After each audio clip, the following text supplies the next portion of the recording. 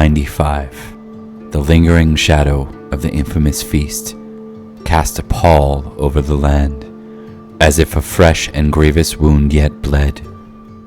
But men of arms doth tread as lords upon this land of Logris, echoed the saying, a phrase that spread like wildfire across the realm, kindling unrest and rebellion in its wake. And of all the domains ensnared by these tumultuous times, none felt the weight of this truth more acutely than the ancient city of Sarum. Earl Roderick, stalwart lord of these lands, had been taken by wounds too dire to mend. Left behind were naught but his tender heirs, yet children unseasoned by time and strife. Soon the hour approached when the knights of Salisbury, bound by duty and chivalry, must choose their liege. But the question hung heavy: to whom would their oaths and loyalties bend? From the annals of history emerged the refrain, "One land, one king," uttered in the days of Uther Pendragon. A clarion called to raise the mortal chieftain to the throne of High King, much as his forebears had been. Yet the seeds of his own nature did sow the seeds of his undoing. But there existed depths to this phrase, veiled meanings whispered in the shadows. The fate of Britain and its ruler were intertwined, a curse of shared suffering. In this age of upheaval, no realm felt this cosmic shift more acutely than the magical kingdom of Summerland, a realm bound by old pacts to the late Uther. With his passing, what purpose held these alliances? Yet Summerland itself stood in peril, for the mist, that ethereal veil betwixt realms, had descended, melding fairy and mortal domains. A tempest of chaos brewed, threatening the reign of the Magician King, his wayward progeny, and those who tread the fringes of the Ancili court. Beyond the bounds of Logris, lands remained fractured, power struggles unfolding on western shores. The young king of Estragales, eager to ascend his father's throne, faced opposition from once loyal subjects turned ambitious rivals. But from the crucible of chaos emerged a glimmer of hope, a beacon hailing from the realm known as Escavalon. From its mist arose a king of bloodline and nature, a worthy claimant to the crown of High King.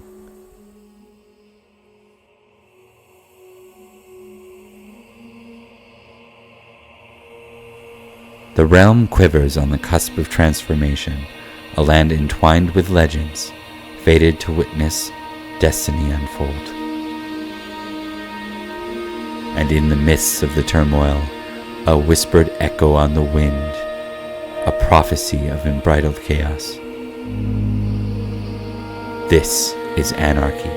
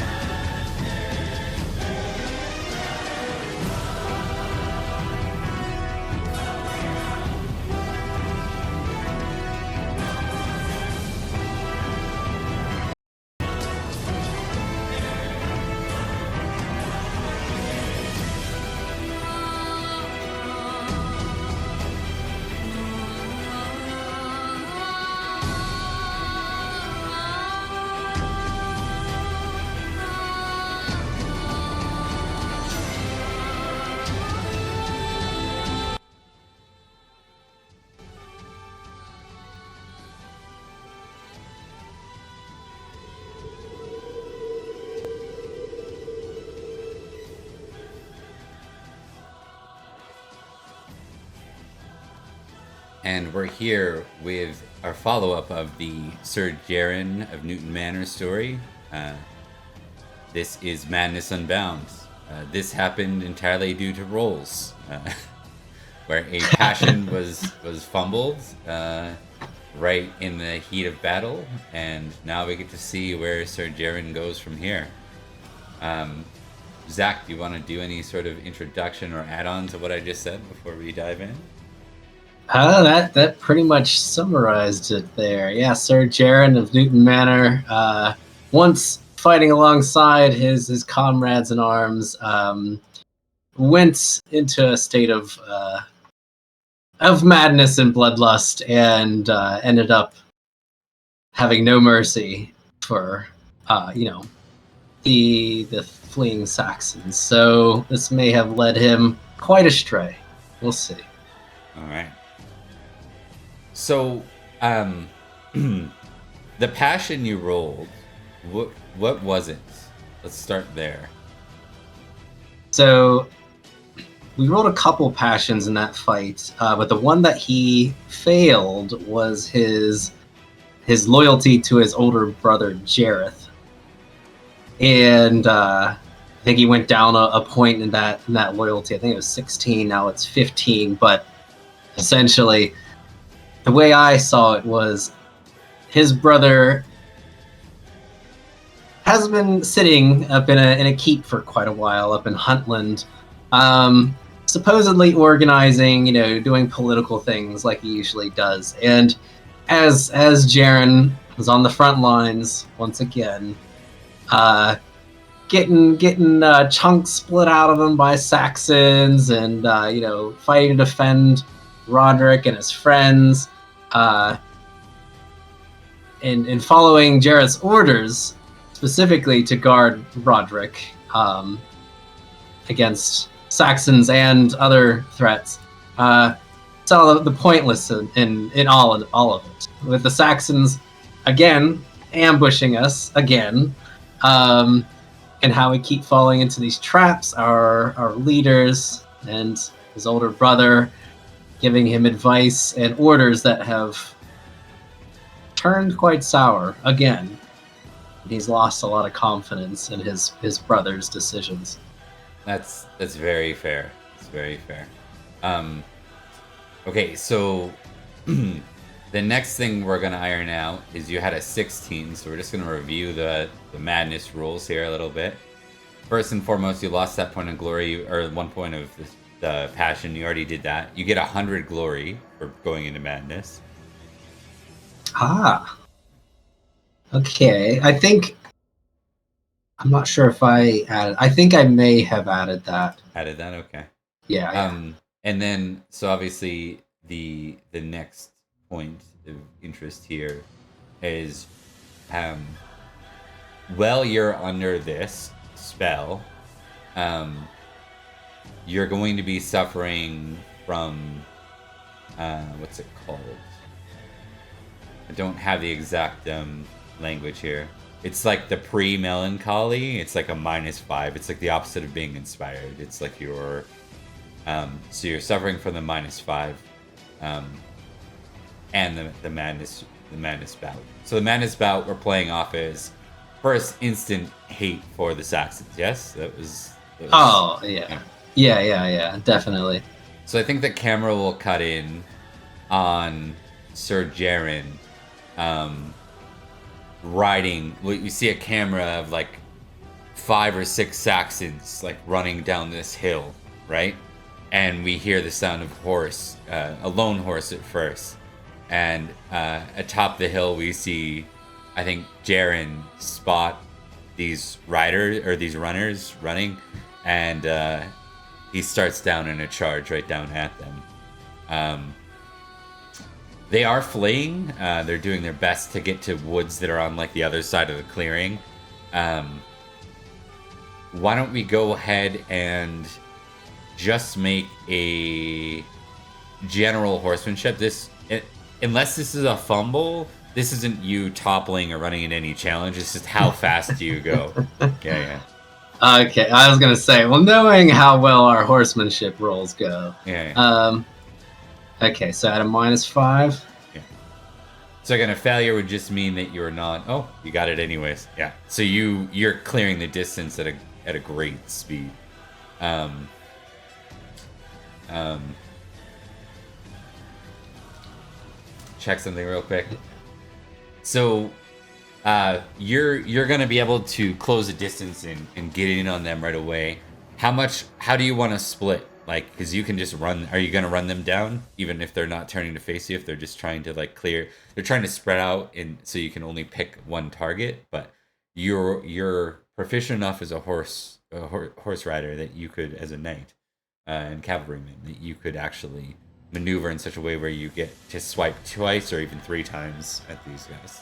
So. At this point, all of them, as many as he can get to, because I'm sure at this point he's mainly covered in blood, though his face is just set and serious, and he's grinding his teeth, not making any noise, not like screaming or just silently slaughtering. So he'll try to go for 3 if he can. Okay. You'll be splitting 3 times. They're just trying to avoid you, right? So they're not even returning attacks. They know that this is not ideal to have a cavalryman hunting them down while they're fleeing and broken from life. 2 of them are like javelineers who aren't even in good position now, right? Yeah. So how do you want to split? We'll say 2 javelineers and an axeman. Okay, so I'm on horse top, I'm on a horse, so 5. That's +5, so that'll cancel out the -5, I believe. So Yep. let's just do 10, 10, and 9. One of the 10s at the axeman, 10 and not, or no, 10, 9, 9. Sorry. He has 28. So, okay. Oh god, I got a maths here in a second. Okay. So first we'll do the axeman. Okay, first the axeman. Yeah, you can go ahead and make all your rolls, and then I'll just follow it up here with what they got.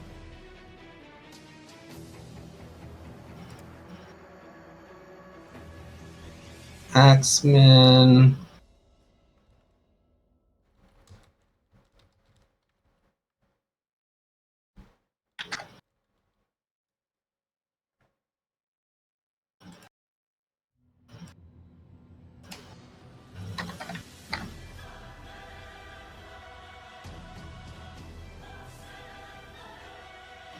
Alright, so it looks like hit the axeman and 1 javelineer. Okay, and then we're gonna see, like, they get avoidance rolls in turn, just to see what the hell happens. Failure. So the javelineer min that you missed anyways is the one that that kept running. He the other 2 get hit, so just give me damage on them.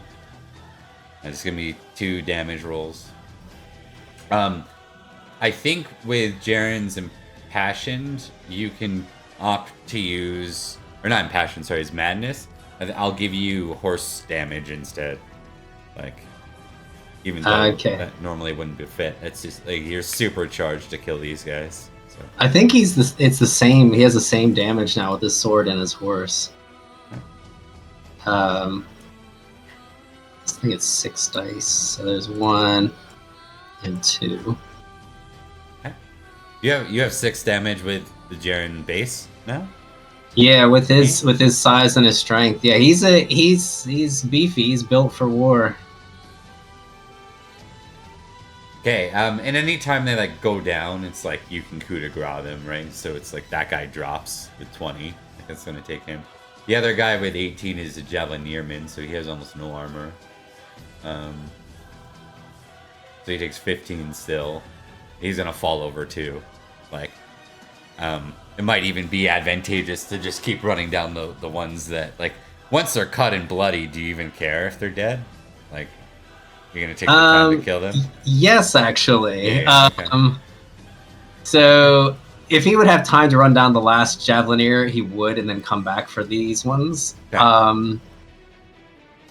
It's probably a wise so move because they're gonna spend a turn getting up. Right? Right. Yeah, so I'm not sure. You want me to just roll for against the lone Javelineer? Or... Yeah. All right, let me...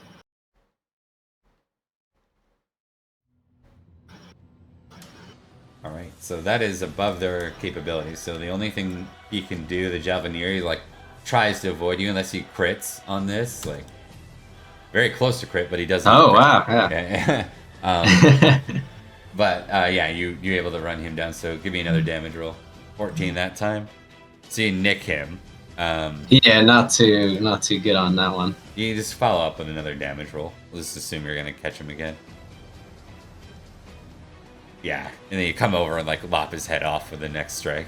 So, at this point, I'm gonna get you to make a Squire age roll, and if there's a modifier on it, add -5. If not, we'll just leave it as is.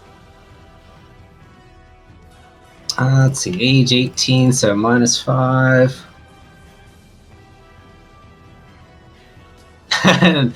Doesn't look like he squired very well. Yeah, I think he lost you when you left. Like he lost track of you, so you were on your own for this. What do you want to do? You're gonna round back in coup de grace the other two that are getting off the ground. Oh, definitely. Okay. And basically as quick as possible. There's no like hacking at bodies or anything. It's like he's exterminating a pest. And just wants to get the job done. So, through the neck, lop off heads, that kind of thing. Yeah. I think there's a scenario where you see like one of the young Javelineers is like probably, the age of your Squire, as you sort of just like heartlessly, not, or not even heartlessly, it's just without care.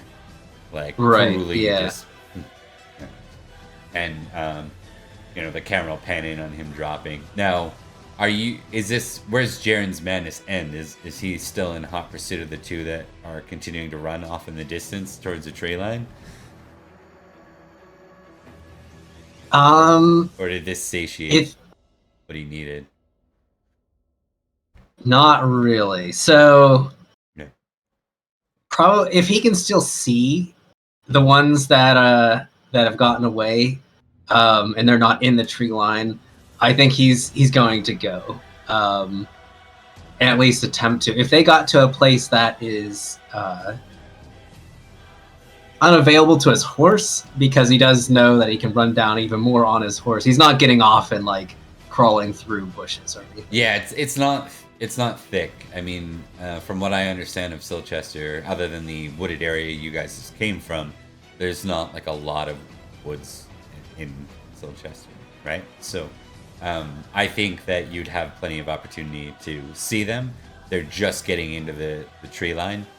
That would obscure visibility a bit, but not your ability to ride. Okay. Yeah, he would kick his heels into his charger and run them down with the same stony face, just brows furrowed in a quiet anger. Okay. We'll give you another horsemanship roll here just to see how the distance goes, how long it takes for you to catch up. You will catch up. It's a matter of how long. Yeah. All right, -5. Look at these. Yeah. Yeah, he's Man some point. Yeah. All right. So in this case, we're gonna say it's like another Javelineer and a Great Spearman. The Great Spearman's gonna try and turn because it's like better to try and like he actually has a chance in hell against you, where the other guy's like, I can't do a thing. So the Javelineer's gonna keep running. What do you want to do this round, or what would our maddened friend do? Definitely split. Okay. More Saxon death. So he's going to do, let's say, 20 to the spearman or the lance, and then 8 to the javelineer. I get the spear negates my horsemanship, right? Yeah. Okay. So we'll do. Let's just get the javelineer out of the way first. Okay, so you're gonna kind of ride around the spearman and go and take out the Javanier's flame. Right. Yeah, definitely. Yeah. Just so he knows, if he gets into a little scrap with the spearman, that the javelineer will be injured. Oh, but he'll miss.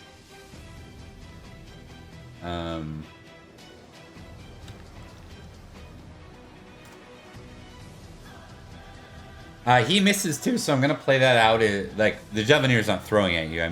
I mean, he missed his avoidance, so I'm gonna play that out as like basically you haven't lost any footing or ground. Like you just have to follow up with another strike. So it's like it's one of those like horror scenes where he's like running, he like slides down in the mud and just barely misses your swipe, and then you know he gets back to his feet, and it's like from his perspective, like you're Batman, and all of a sudden you're like running, you're riding from the other side of him, like coming back for another strike. Yeah.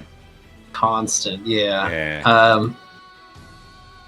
So like you're not a character in this. You're the monster in this moment. Like it's not even from your perspective. Yeah. Like yeah, it's just from the poor Saxons trying to live to see another morning. Yeah. So yeah, we can do the spearman here for the other parts. So.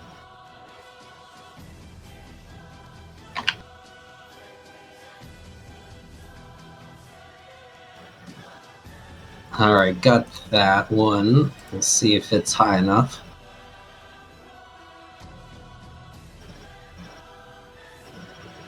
Okay. Oh man, did that really just roll that high? Holy shit! I did a 10 skill plus a D2 exploding. It exploded 4 times, so it rolled 2 4 times and then hit a 1 for this great spearman skill. Okay.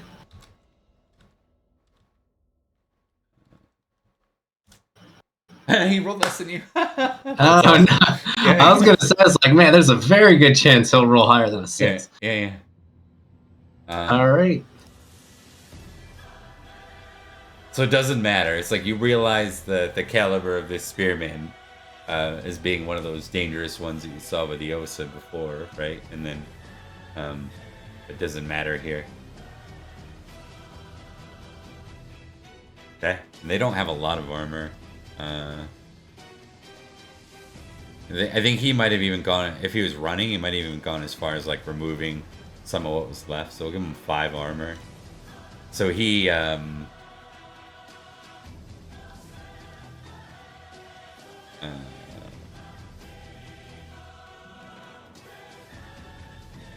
check out his size. 14 size, so he's got to make a roll to see if he's knocked down. He staggers back. Crit? He staggers back bloody, but he manages to like stay up, and he like glares down defiantly at you. Glares up defiantly at you. Oh, good. Yeah. The javelineer is still running. By the way, he's like gonna keep. He's gonna get back to his feet and like start running. Yeah, Jaren's focus is turned entirely to the spearman, and almost like a "how dare you not die" kind of look as he stares down from his charger. Okay. Let's go ahead and do the contested roll then.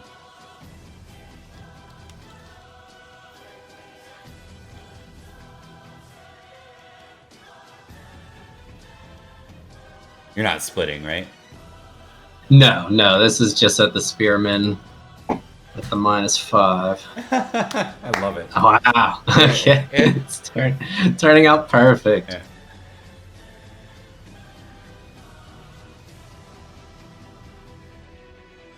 Yeah. Yeah, so 21 minus 5, or minus 20. Sorry, no. 21 plus 15 minus 31 down. Yeah, he's dead. You finish him off with a deep slash across his midsection. And as he slashes the Saxon through and he falls, Jaren's just holding on to his sword, staring at the corpse, breathing heavily but silently now that he's pretty much alone. I'm guessing the Javelineer is gone, and he's kind of lost in thought as he's staring at the dead body. Mm-hmm. But eventually he breathes in deeply like he forgot to breathe and takes a look around. All right, and then, so I'm not sure if we rolled how long you're in madness for. What, do you want to just re-roll that and see? Or do we have that track? I feel like...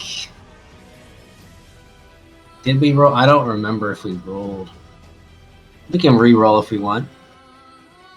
I mean, it's at a minimum, it's going to be 6 days of madness, right? And it could be as much as a week and a half. But I think it's interesting context. So why don't you give me a 1d6 plus 5?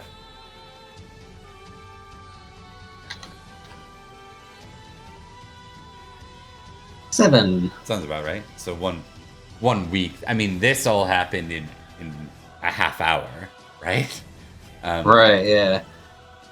I think with your passion, maybe you didn't let that Javelineer go. Maybe you hunted him for 7 days before your madness is gonna wear off. Now, I think his survival is gonna be based on how much you, whether or not you hunt him down or not. So I think we're gonna do 7 hunting rolls, and if you crit or succeed on any, you've that's the day you found him. Okay. Well, that Javelineer better be pretty lucky because Jaren's pretty good at hunting. He's done that a lot. Is he? I forgot about that roll. Yeah. Yeah, hunting and falconry. Yeah. Now you still have that -5. So. Right. Okay. So let me do some rolls. Well, Yeah. Didn't take too long because we need more blood. Blood makes the grass grow. All right. So we'll say it's like even at night, and he's managed to like get down to like you can see like the temperature on his breath as he's like huffing and huffing. He's basically out of every ounce of running that he's been running for hours through the forest and stuff. And he sees like a clearing, and he starts to make for the clearing. And then we see like in the distance we hear the sound of trotting, and then into a gallop. Into a gallop as the hunter has seen its prey. Yeah. And the horse and rider just are solely focused on killing and more killing. All right. Go ahead and give me your attack roll. Yeah.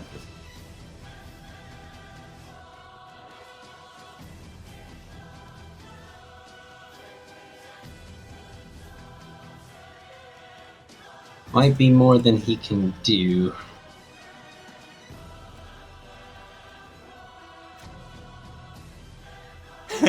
Yeah. Yeah. Yeah, maybe. He falls over and he starts like we'll see how valorous he is in his final moments. But he's been hunted for a long time, so I'm not gonna give him. I'll give him like a 6 base right now. 6 plus.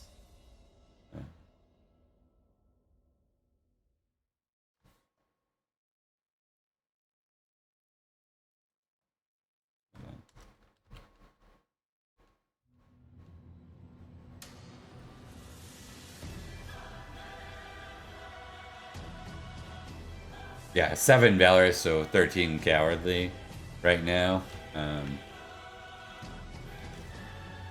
Oh, but he stays with it. I think he doesn't like do anything defiantly, but he doesn't beg for mercy. He just looks frightened. Okay. I'm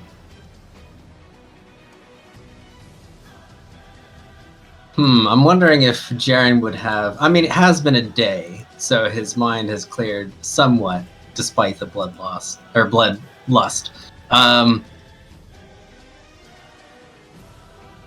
Jaren's gonna kind of circle around as he struck this blow. He's going to circle around, like almost like a herding circle around the Saxon, staying his sword for just a moment as it's dripping with his blood. And he's going to growl, speaking for the first time in a very long time. Where were you running?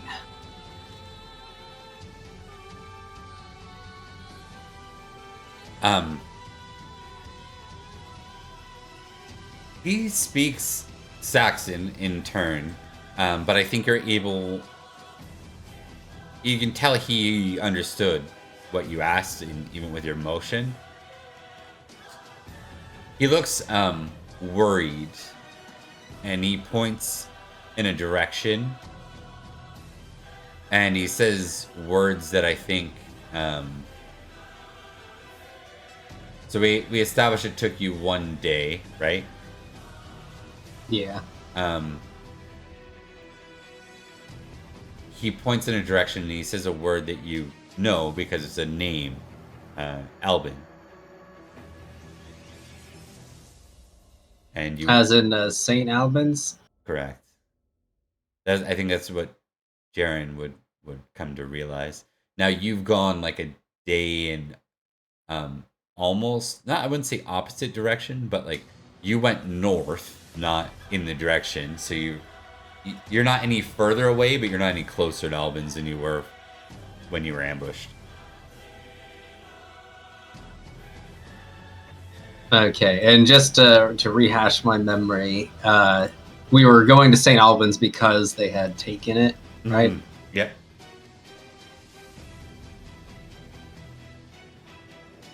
Would Jaren know how to get to St. Albans from his current location? I think you've done a lot of traveling, so it's going to be hunting rolls to navigate.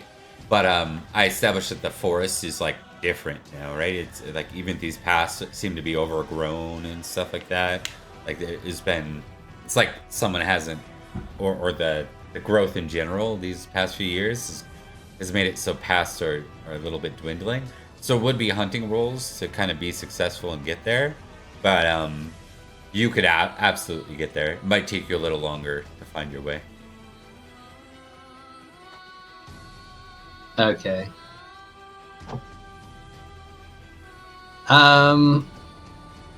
He's going to give a quick glance towards the direction that the man pointed, but he knows what's in that direction.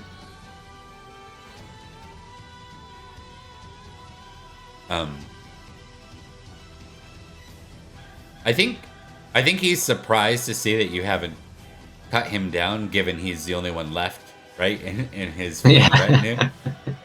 So he just remains quiet for now. He's not gonna do anything to agitate the monster as it is.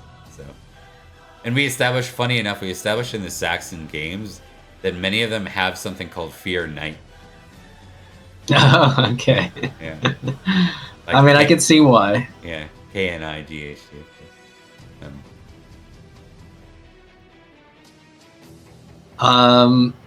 So as he hears the name of Albans, it kind of comes rushing back to him all at one time. He's been so single-minded in his vengeance and slaughtering of Saxons that he's kind of completely forgotten about what he was doing before all of this.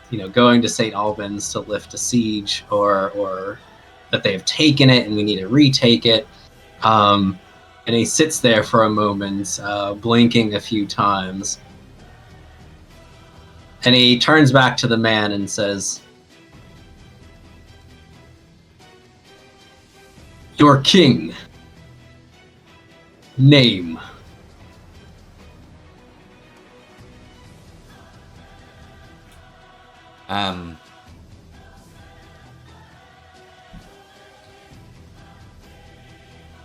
He says Octa.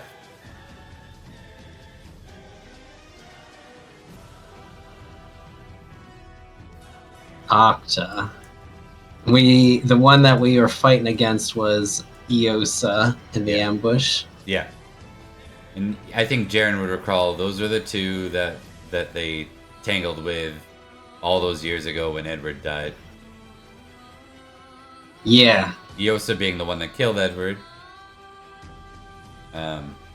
Abdera. And Octa being the one that Florence got in the hallway fight with a couple of years ago. Or the hallway encounter in Malahut. And so Jaren chews on that for a moment and says, "Octa is at Albans." He looks hesitantly but nods. Like he realizes that there's no sense in lying about this because it's already underway.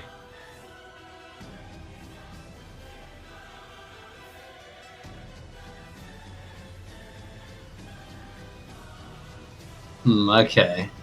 Well, Jaren's got pretty much everything he wanted to know. I need to roll something. Yeah. Well, with this madness,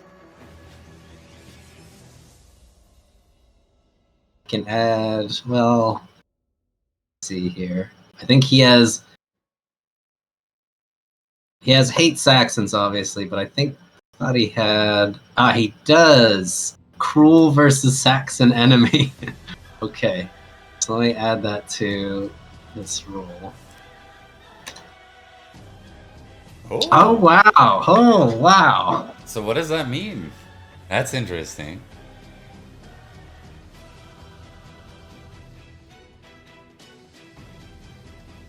I imagine it's an exception to the rule. Yeah. Right? So...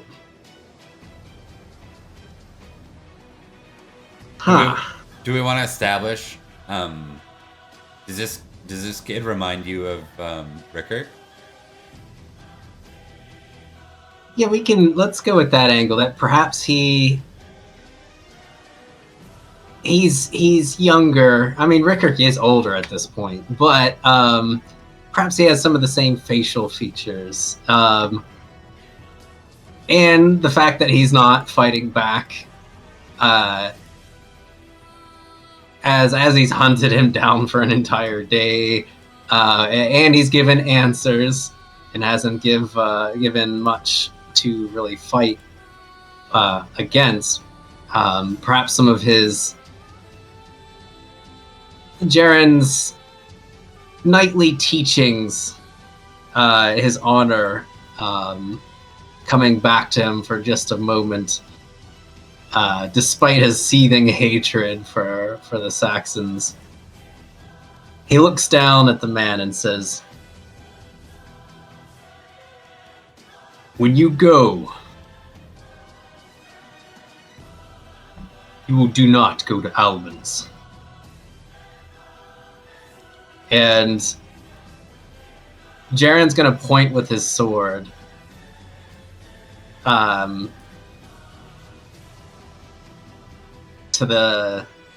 It would be to the east, I suppose. It's like he's trying to point towards like off the island, go back to your mainland. Right. But it's really hard to tell because he's just pointing a direction. So the question is, do you point northeast or do you point east?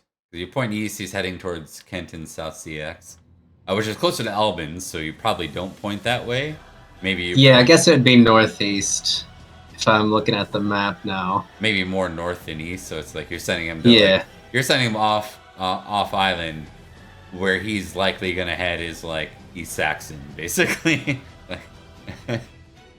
Yeah. I mean, yeah, say north is probably the direction then. Okay. Yeah, he'll And take a he'll look surprised, right? And he almost like freezes. Like I don't think he knows what to do with that. But then, like, your horse like huffs and then he's like snaps out of it. He's like, I gotta go now before he changes his mind. And he scrambles to his feet, stumbles again, and then starts off running. And Jaren watches intensely as the man runs off, still a bit struggling with how he decided that. He's almost confused as he sees a Saxon running off, and that urge to like kick the horse back into a gallop comes across his mind. He has to fight it down for a moment. And he breathes in deep again, realizing that Albans is probably the next high concentration of Saxons to kill. Okay. Though he has lost everybody at this point, as far as his allies and friends. He looks around this very empty clearing. Right. And he gives his own little huff. Well, it looks like it's me and you, Chargist, for a while. All right, and then on the forest path you go to Albans. Yeah, it's gonna have to be that way. He's remembering back to why he's here, but he's still lost a lot of. The reason he's going isn't to save the town or because his lords want him to go. It's because there are Saxons there, and he has a way of removing them from the island. Okay. That works for me. I want you to give me a hunting roll minus your normal 5 for being, in this madness state, and then minus an additional 2 for the overgrown path that you're trying to navigate. All right, -7. All right. No go. Roll again, please. Same thing.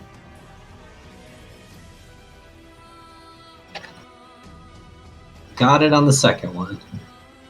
Okay. The first failure. Noted. I'm just doing something in the background to see where others might be at the moment. It's gonna take you then 3 days to make it Albans. Like you don't realize that as you set off. It's more like on the way, you end up lost out of the way, and then it probably would have taken you. So if you critted right away, you would have got there in a day. As is, you're there really, really late. You arrive, and we'll make this like an evening setting. You arrive, this would be, so you lost a day there, then 3 more days. So this is 3 days after Albans. You arrive to not see a battle, not see much of anything. In fact, you see an almost emptied town, save for a sight you don't recognize until you get close. A giant ditch Something you're not entirely unfamiliar with. This is for the mass grave. And you see the pile of bodies. Mercenary knights who have no one to claim them. Saxons. And perhaps other knights that are set aside where no one has come to reclaim their bodies yet. Maybe foreign knights or other knights, but the ones with fancier armor and stuff are set aside in a pile. Okay, and the ones, organizing this, they are not Saxons, right? No, they're common folk. Okay. Yeah. Okay, well that's good. You notice how normally though, like, you don't see another knight or even another noble like on your way in, which seems weird for a recently reclaimed city. Right. Yeah, he rides on through, stopping for a second to see some of the faces. As it comes back to him, he has friends heading this direction, or have headed this direction, and doesn't want to see one of their faces there laying. But as he goes, he's looking around for anyone that looks like they're in charge. A guard, a commoner that looks maybe like some kind of authority. As he's heading deeper into the place, but the first person he sees, he's gonna get the attention of. You do spy a knight. Oh wow, with that name. Oh, he's from Newton. Yeah, not the case. Caswallum. That sounds. It says his Kimric name. It came from the Kimric name generator, but that sure looks Saxon to me. But no. So you see a man in Uther's garb, like in the royal garb, like probably a household knight. He looks very like disheveled. I would say he has like his eyes cast down, and he's doing that like long stare. You'd attribute that to a man that just saw battle or something like that. And keep in mind, I think Jaren, you're still not entirely yourself. Like you haven't come out of your madness yet, right? Yeah, I think he still has like 2 days or something like that. Yeah, 7 minus 4, right? So 3 days left. 3 days. Yeah. So as he rides on up, he looks over to the knight. He says, "So it looks like we won."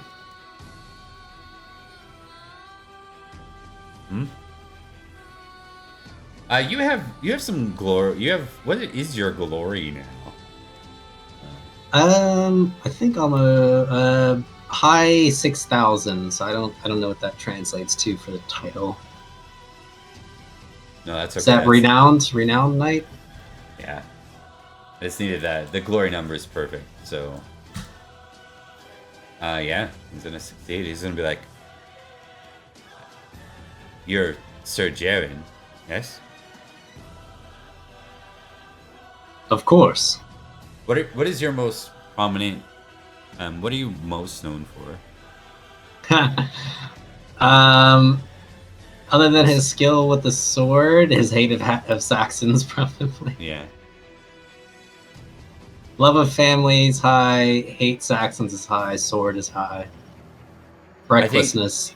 I think you got in a lot of duels with your sword, right? We established that prior, like off screen kind of thing. Like. Right, he does duel people to the to the death or not to the death. He does love dueling. He's a right. He does have proud, informed duelist attribute or trait. Yeah, so I think that's what he recognizes you as. He won't say anything because it's like not the time for it, but he'll just add Are you not aware? Have you not heard? Heard what exactly? I've been hunting Saxons for days.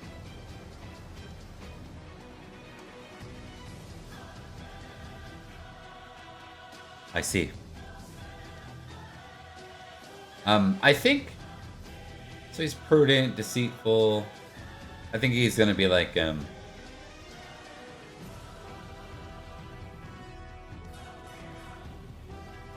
like a pause. He hesitates whether or not he wants to tell you what happened outright, but I think he's going to err on that side, and he simply says, "It's true. We were victorious. It came at a great cost. Many died. But that is not the terror and tragedy that this city will be known for. It's what came after." Jaren he narrows his eyes a bit as he thinks. What came after?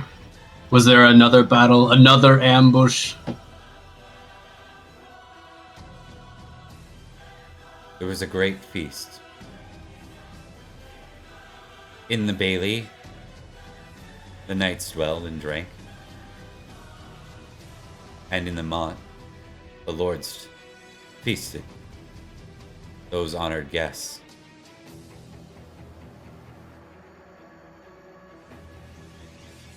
They were all poisoned. None who dwelled and ate in the motte survived.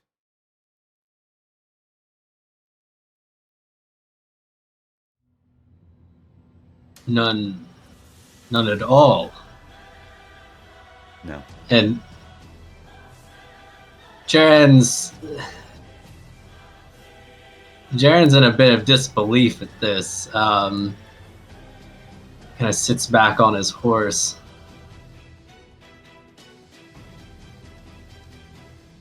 Poison is the weapon of Saxons. How did they... Was the king at this? How many lords?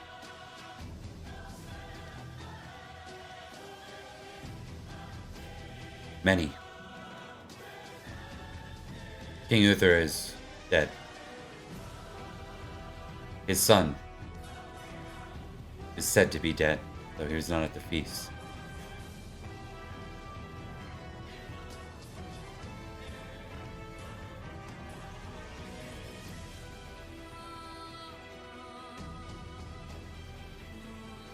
So, what is being done now? Again, we've seen the threat the Saxons have turned into, this pestilence. Why are we not mobilizing to attack?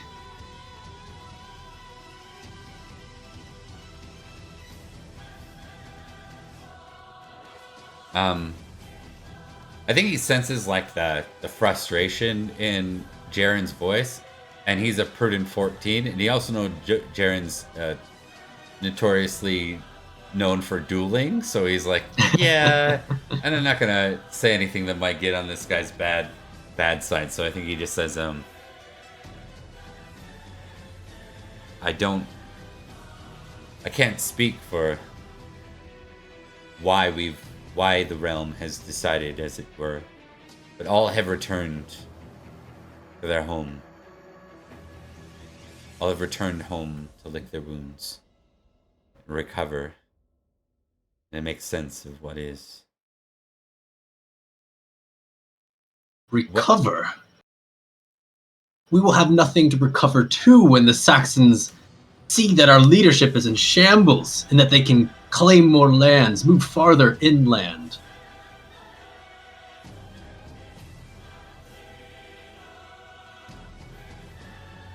He just nods. That is a risk. And Jaren gives a disgusted look.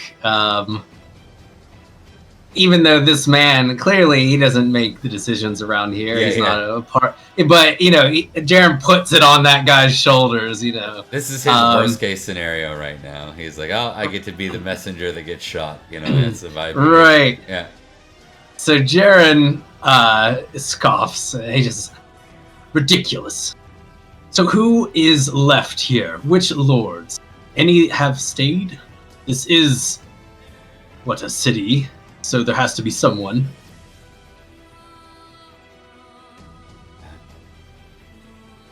Ulfius remains.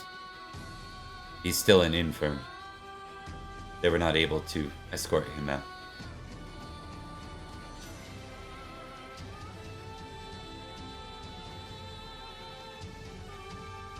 Do you know of Roderick?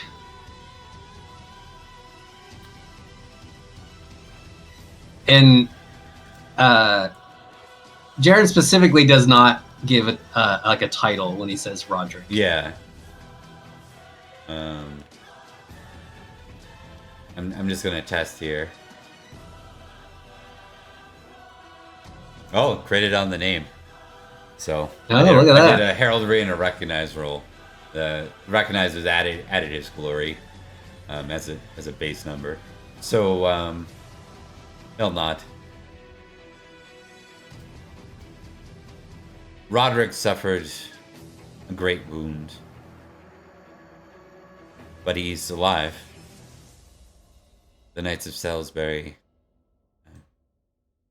returned home with him. I was going to say in tail, but in support of Roderick. The knights, all three of them, correct? And it seems like that sentence that this man has said is very important to Jaren as he leans over intently on getting an answer.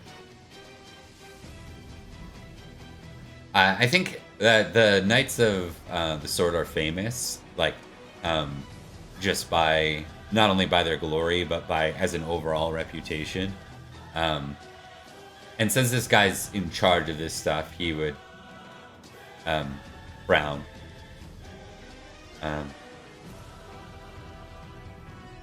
Sir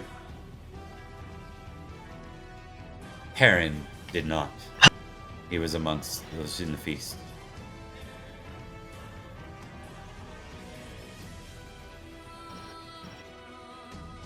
Sir Jaren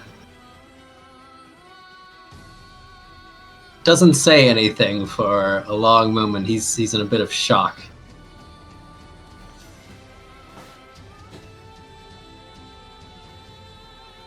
I know you were amongst them.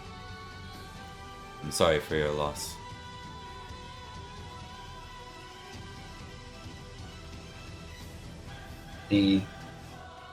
Finally he nods, more to himself than anything. This wasn't how it was supposed to be. Poison at a feast. No wonder I steer clear of the things. Perrin should have too.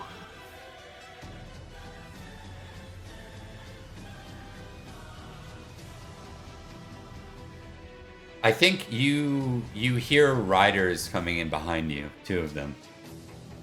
And then you hear a familiar voice say, Jaren?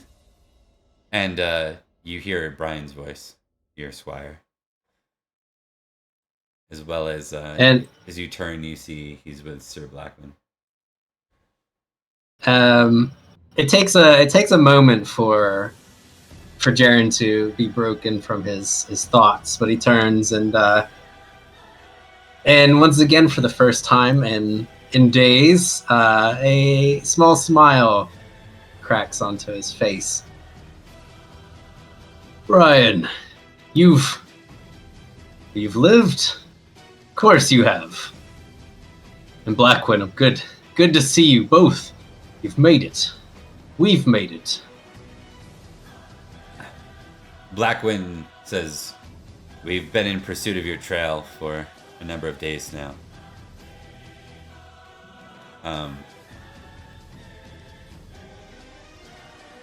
And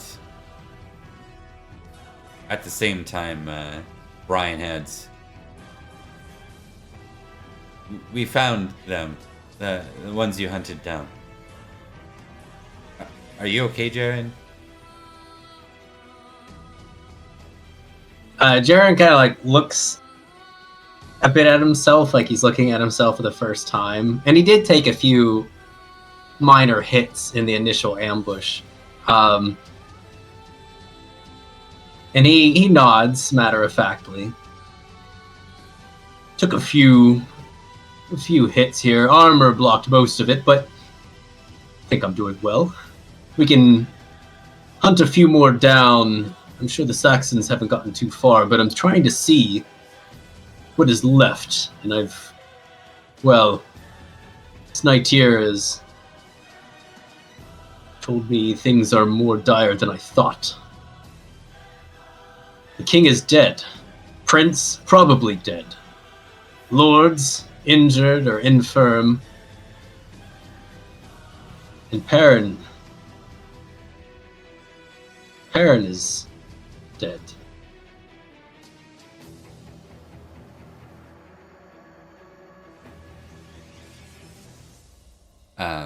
With that, I think you've probably spoken of Perrin quite a bit, right, to Brian, like at times, like. Yeah, yeah.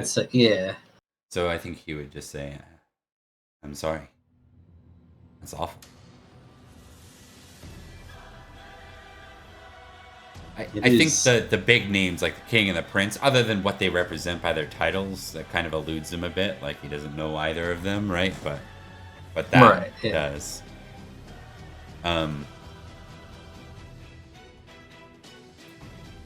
Did Brian have a passion of any sort? Do you remember? Other than him being honor, right? hit. Let me see. Yeah, passion, honor, 17. Yeah. Okay. So for Brian here, Brian of Stonehenge, he is gonna. I need to see something here. So he's gonna try to snap you out of your madness. This could backfire on him. So, yeah, definitely can. Vaguely appropriate passions may incur a penalty.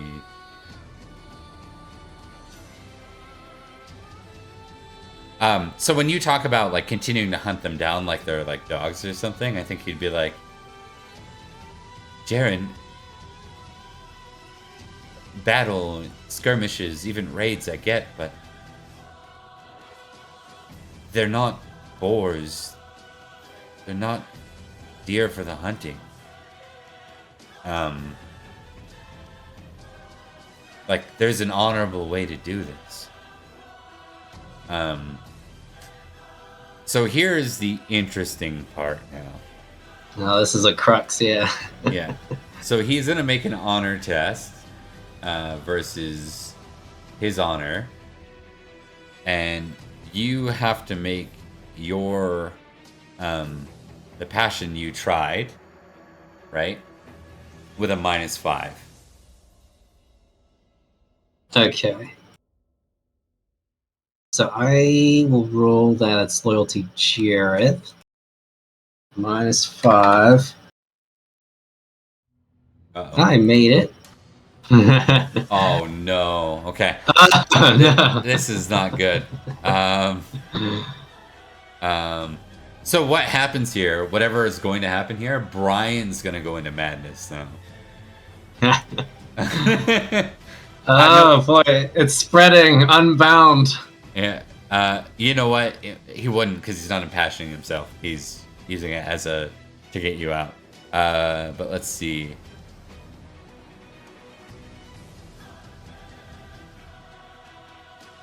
Yeah, the healer's roll fumbles. He loses a point of passion, becomes maddened. So honor 16 for Brian here. Um, um, if the Great. if the victim wins, then he flies into a rage and attacks the healer.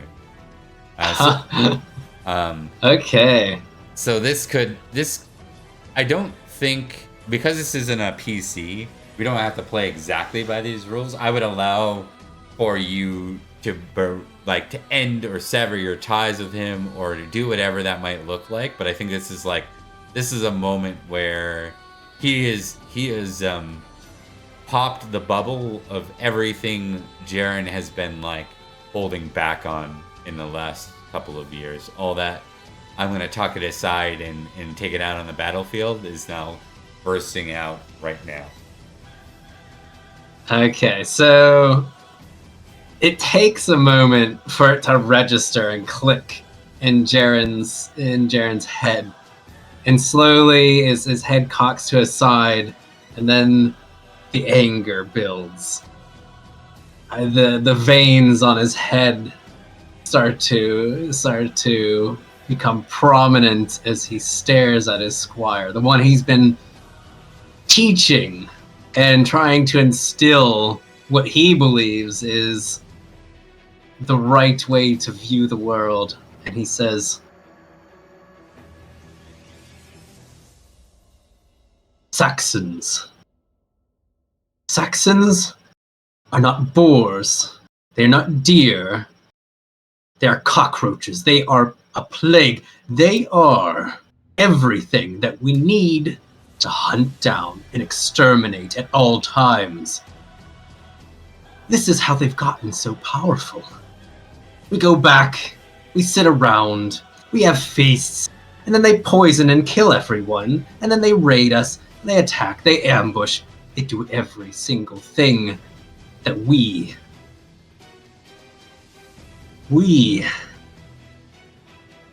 I will hunt them down, Brian. You can go back to Salisbury, to Stonehenge, and wait around for the hordes to find you. To rip apart your family. To murder everyone. Go lick your wounds like the rest of them. I release you.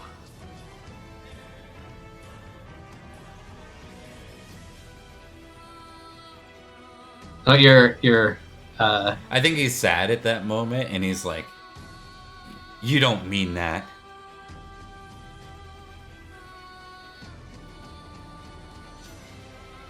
I mean every word. Just as I say that the Saxons need hunted down, each and every one of them, until this island is purified of their taint. Look what they've done. Just inside. And he gestures towards the pit that corpses are being thrown into. And he juts a thumb towards the feast halls that, which are now a graveyard. This is what the Saxons do, and it's what they always have done and will do in the future. If you don't see that now, you never will. I will find those who see this reality here in Britain. I will gather them, and we will rid them ourselves. We cannot rely on the lords. Our lords. I think with that, he just, he takes all the things that he's supposed to squire for you, your extra spears, everything else, and he just casts them out on the ground in front of you. And he says, "Fine. I wouldn't serve someone like you anyways." And then, you can tell he's he doesn't mean it. He's mad.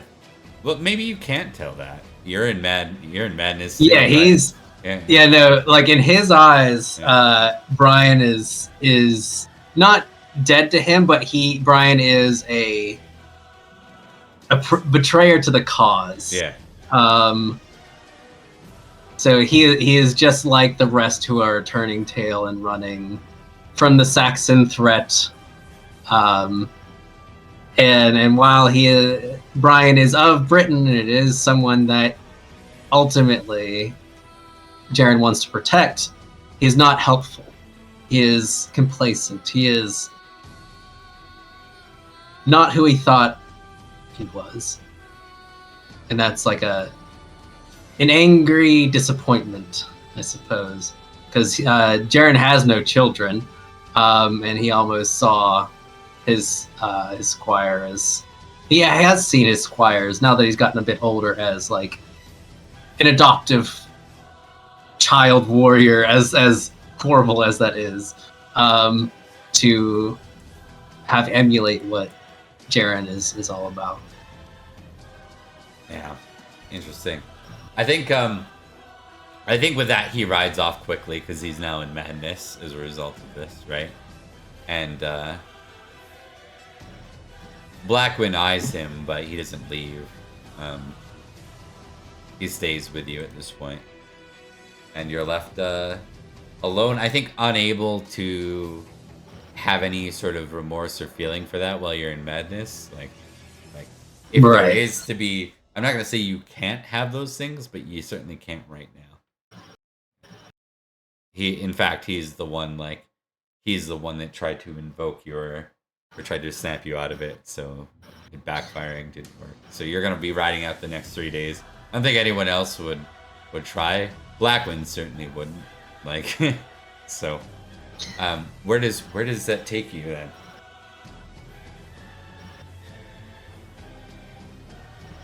I think initially, for the first bit, he wouldn't ride out immediately. What he is doing is exactly what he told Brian. He is going to attempt to find others who are just as angry. Though it may be very hard in this, like in the city, like because people may have gone home. I mean, a bunch of death and killing has happened here. A lot of people have lost loved ones, so it may just be a huge depression area. But Jaren is in madness and is fully devoted to finding others, because he knows he can go and hunt down Saxons, but what happens when he comes upon a whole camp of them? He knows he can kill 100 or so, but what about 1,000? So where can we get to with this? Yeah, so his goal, while he's in the city at least, or is on the outskirts, is to possibly find those who are just as angry and those who want to take the fight to the Saxons. And he does not really, if he can, he would like to find Perrin's, if they didn't take his body back to his land and they're like, they have the body somewhere here, he would like to pay his respects. But yeah, he would do that before going back out, riding back out. You find out that there seemed to be a mishap with Perrin's body between the armaments being taken and the group of commoners that were supposed to bring the body back home. And the body was never recovered in the pile. They think that it might have gone into the pile, kind of thing. What? Yeah. Okay. I need to roll something. Yeah.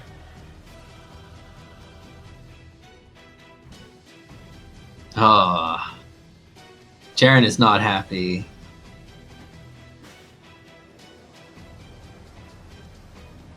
Would this be...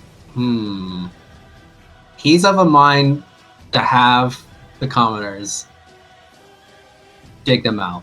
You want to lord over that? Is that your madness for the next 3 days? Is literally just like... Yeah. If this is what happens, then he is definitely taking charge.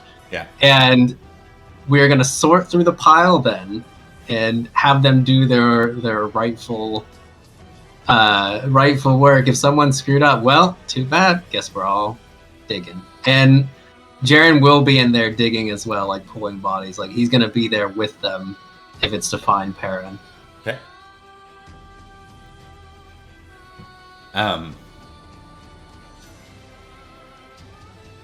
All right, so you thrash through the mud and the bodies yourself, like just focus on this, almost obsessed over this, and 3 days go by, and your madness itself now begins to leave you, but there's no sight of Sir Perrin's body.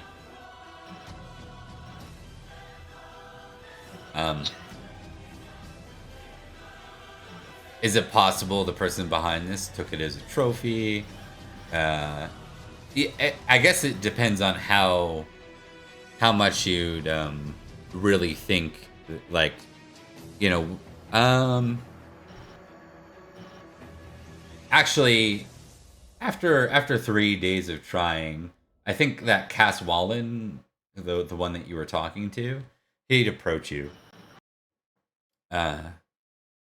And he'd say, has there been any luck?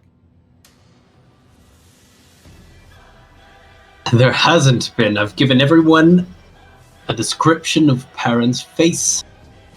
They should know his face.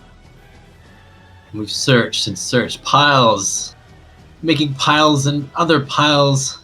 Moving back and forth. It's not here. Are we sure that my fellow Knights of the Blade haven't taken his body? Are we completely sure? His brother was outraged that his body could not be found, though they did retrieve his armaments. He was for certain in this pile. I think so. As you're coming out of your madness now, I'll give you like maybe like an intrigue, or no, give me a suspicious roll. I think that's more interesting. Suspicious. Ooh. Oh, just barely. Okay. No. Then an intrigue roll. Ah, yes, intrigue, his specialty. No. Right. So I think he knows more, but he's not elaborating right now. And I'm not sure Jaren fully picks up. Maybe picks up enough, but it's not like this guy would have anything like to hide. So it's not your suspicion going, he did it.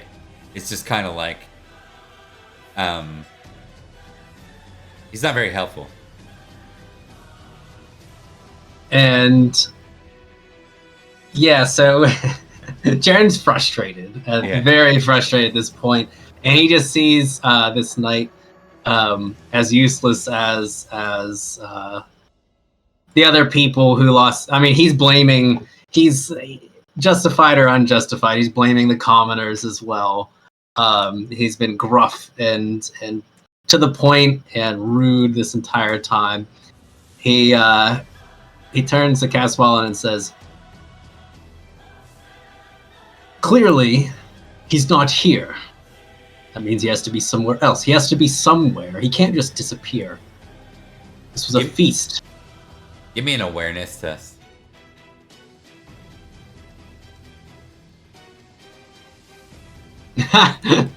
No.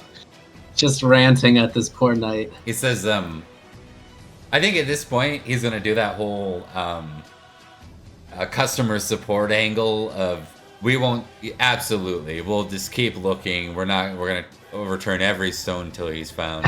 Just leave it with us. We'll keep, like.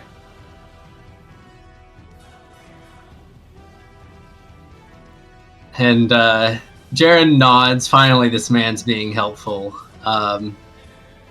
Yes, of course. Keep looking. We've spent too long here looking through the bodies. He's got to be here. Send word when you find him. I need to move on and find others. There's much to do.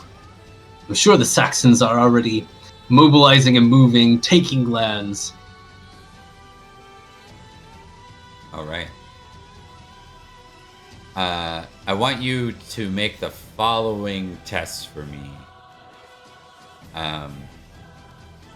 Zach, I want you to test your hate Saxons. Okay. He hates them. Okay. I want you to test your vengeful.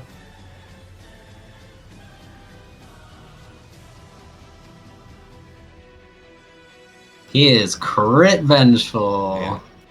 And I want you to test your cruel.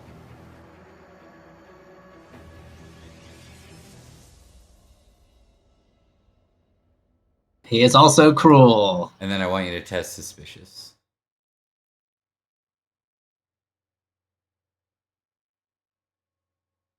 He is not suspicious though. Fumble.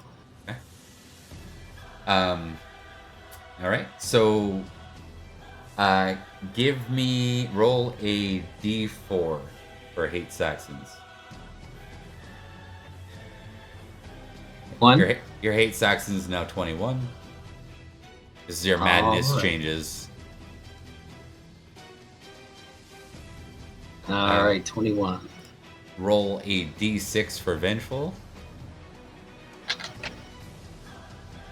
6. Your vengeful is now an 18. Does make a lot of sense. Yeah. And roll a d4 for cruel. 2. So your cruel goes up to 12.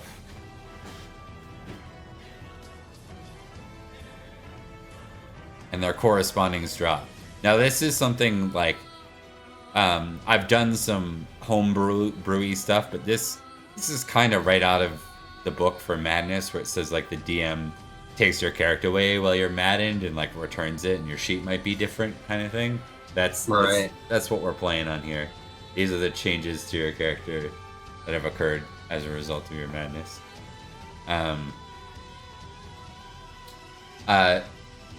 In the process, you see a very large man, and I don't know if you probably recognize him as one of Uther's retinue. He stands almost as, like, not quite Eosa's size, but he's maximum size of a Kimric, and he's equally wide, a big, thick beard, older man. This is inside Albin still. Okay, does he is he armored up, or is he like knightly? He looks somewhere between a knight and a warrior. You know, he doesn't have his chainmail on right now, but and he's guiding his horse while walking. But he certainly looks the brutish type, and he's clearly a knight. I should say that he just doesn't look like your traditional knight. Jaren. So Jaren does know he was part of Uther's retinue, so he's going to ride up or walk up, I suppose, to this man's side and say,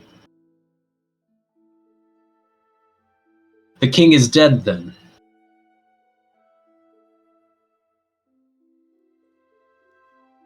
He is.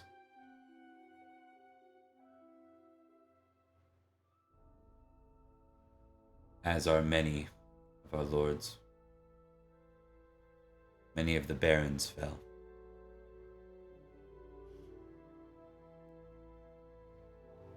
Poison at a feast. Saxons use poison, and they would have every reason to do this to our leadership.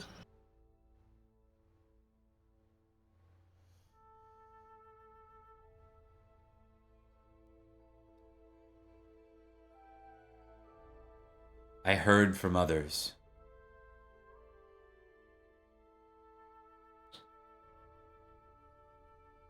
Some have set out already with Sir Brastius.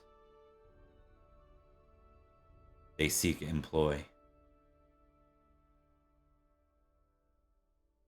and truth. It's not for me. My king has died. My friend. It's time for the Saxons to leave. I heard the word you've been spreading since you've been here. If you'll have me, then I'll ride with you. Jaren gives a serious and firm nod. It is well overdue time that the Saxons have left our land, our island.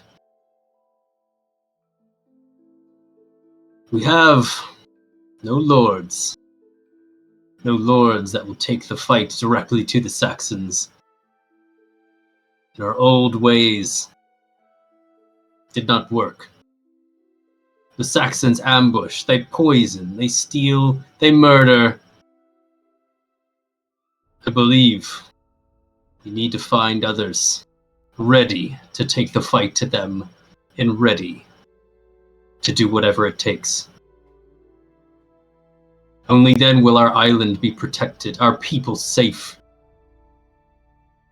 It is time. He nods. He doesn't add anything to that because he's in full agreement.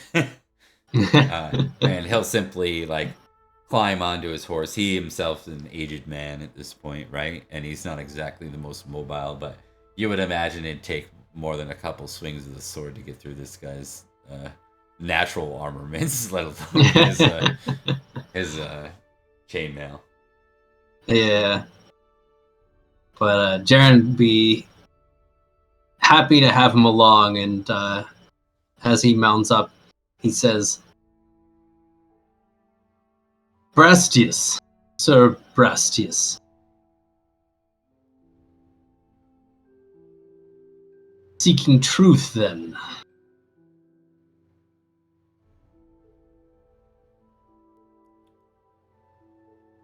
That's what he said.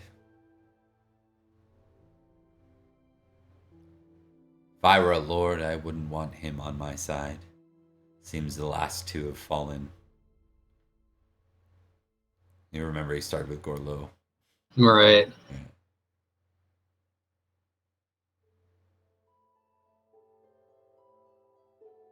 I agree. Seems like most around him die.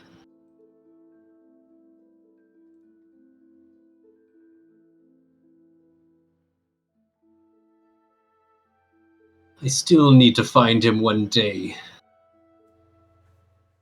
Repay him for a past debt that he owes me. But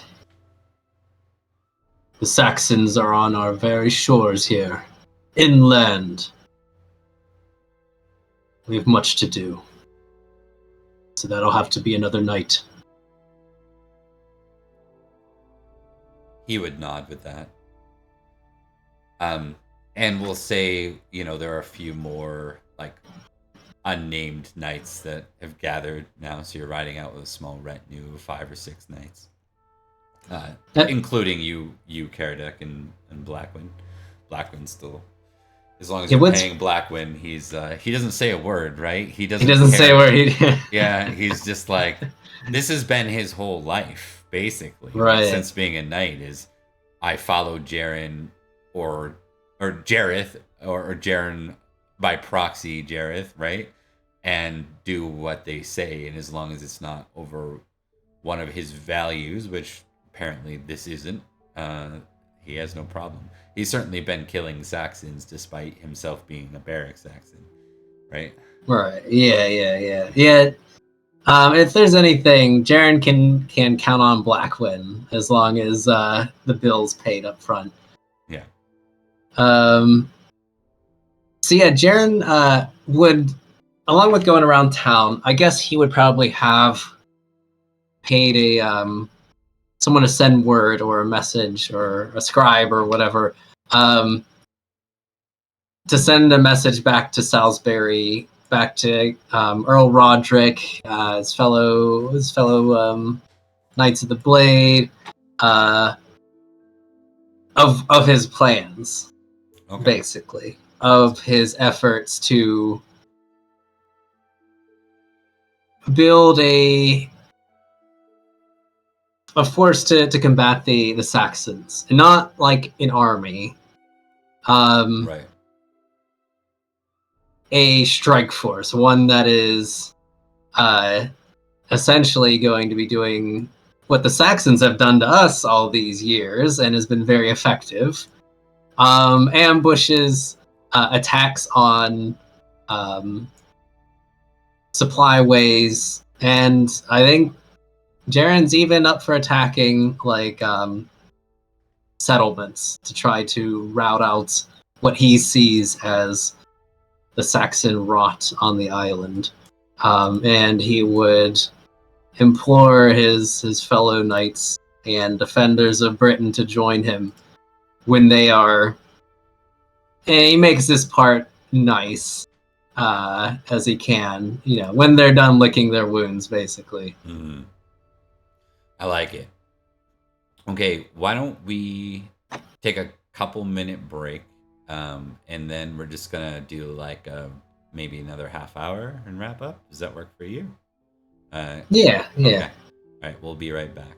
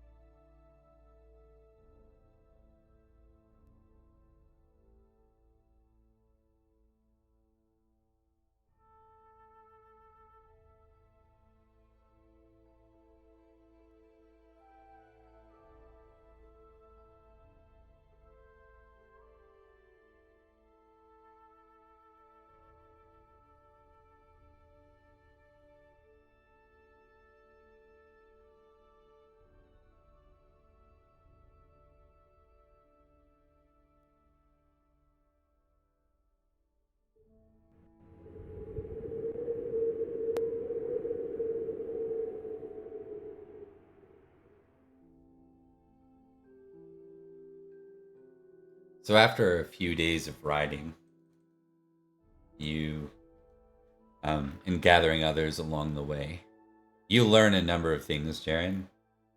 Um, you learn that Goratrix was amongst those who were poisoned in the feast. Um, you learn that Argon came back and fought. The one who dueled with the king came back and fought on uh, the side of Logris against the Saxons in St. Albans. Okay. You learn that um, the Cadfile um, basically heroically defended Matic from dying on the battlefield, but he suffered a pretty serious wound. You learn that while passing through your wife's lands, you learn that Roderick is bedbound, and your orders, because you're the castellan, right? But are basically to maintain the defense until Roderick is of health again. Good. Yeah. And then you also learn that of Maddox's fate, that the one known as Siagrius is said to have killed him.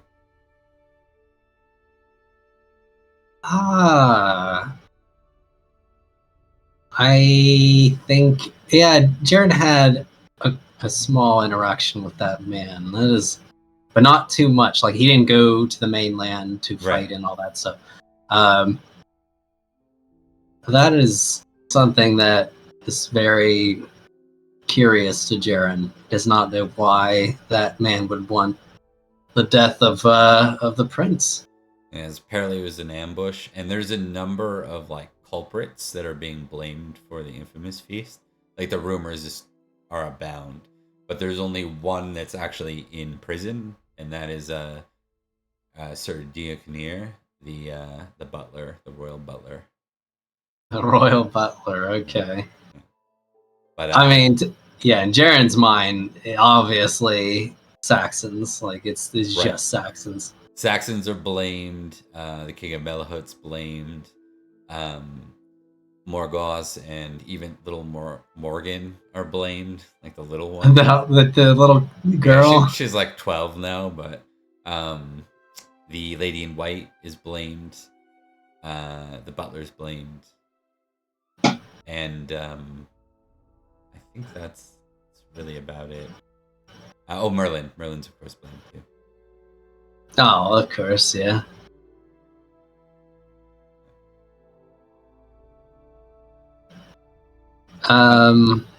Okay. All right. So you end up in your brother Jareth's lands, and to no surprise, Jaren's there, treating with other guests. He looks surprised and happy to see you. His wife's present, so are his kids, little ones. He smiles and he comes up to you. Brother, you made it. And perhaps for the first time, I mean, he was always wide smiles when he saw his brother in the past. This time it's rather straight-faced, acknowledging look and nod, but there's no, embrace for a hug or anything. He says, "Brother, much has happened. We need to speak." Of course. Then let us speak. You don't mind if Every here and he points to another, and you kind of realize who it is as he points to the other. He says, Every here and Argon, listen in. No, of course not.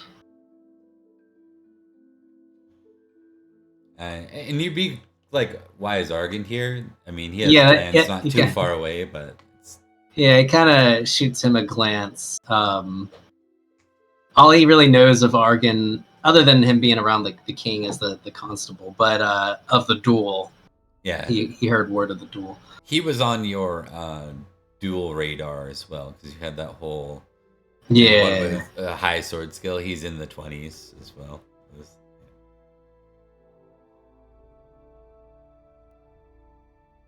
So I assume everyone has been informed of what happened at St. Albans and the fallout. Jareth nods and he looks over um, to Argon. Yes, Sir Argon here was he came as a guest and he provided us an update. It's awful.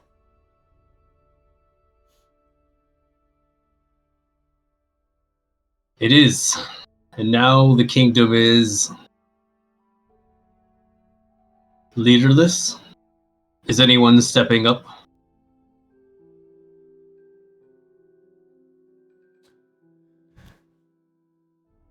Well, we look to Ulfius, I suppose. He was the Marshal of Logris once he's recovered. There is more news, of course. It seems that war has grown in the west, in the land of Cambria. So the allies intended for St. Albans did not arrive. King Ninteliad and King Leo de Grant. More bickering while the Saxons invade and take more land.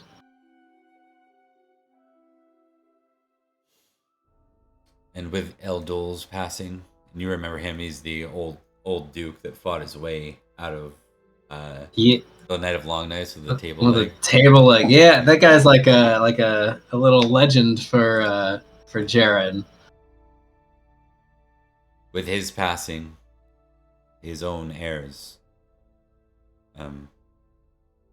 contest for the remnants of the Duchy of Glevum. His passing. Eldol is gone too. How? They say that it was a border skirmish or raids and something with the border of Summerland.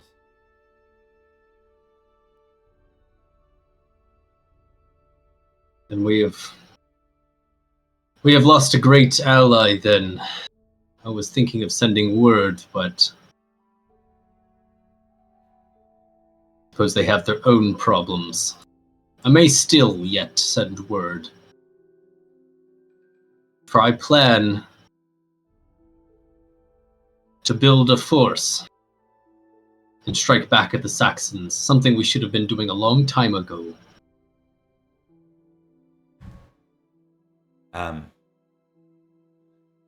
I think Jareth raises a brow and says, Brother, is that wise to aggravate while we come from a place of disadvantage?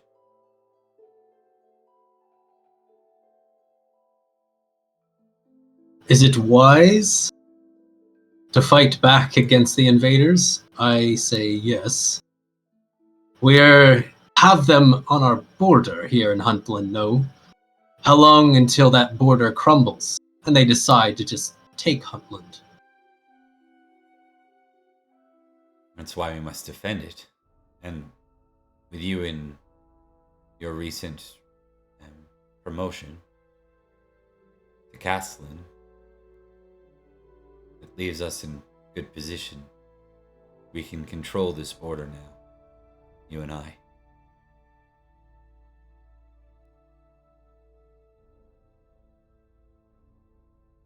In our northern borders,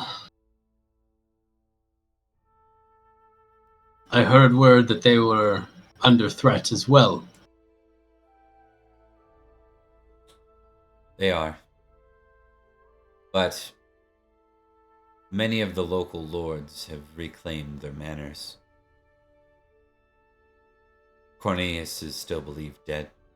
There's been no sighting of him.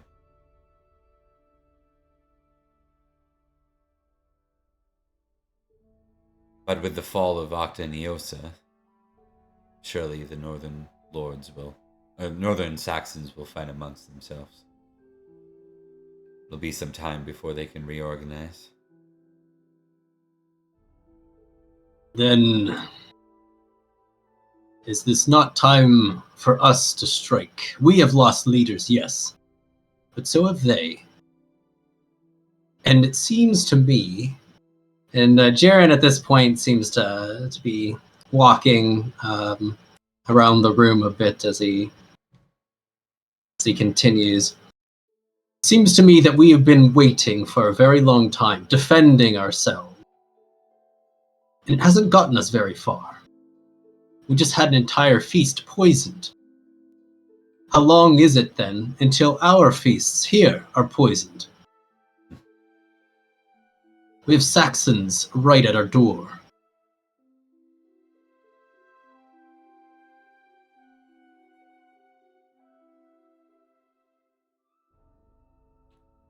He frowns a little bit because this is like probably the first time you've ever like been defiant with him in any way. Right. Yeah. Hasn't just said, okay, older bro, let's do whatever you said. Yeah. Yeah. So he's he looks at you and shakes his head and says,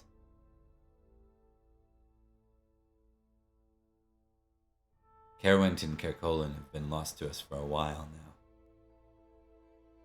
Reclaiming or thinking of reclaiming at a time where we have no king is madness.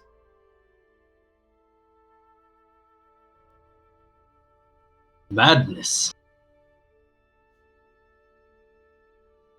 We once controlled our home, Britain,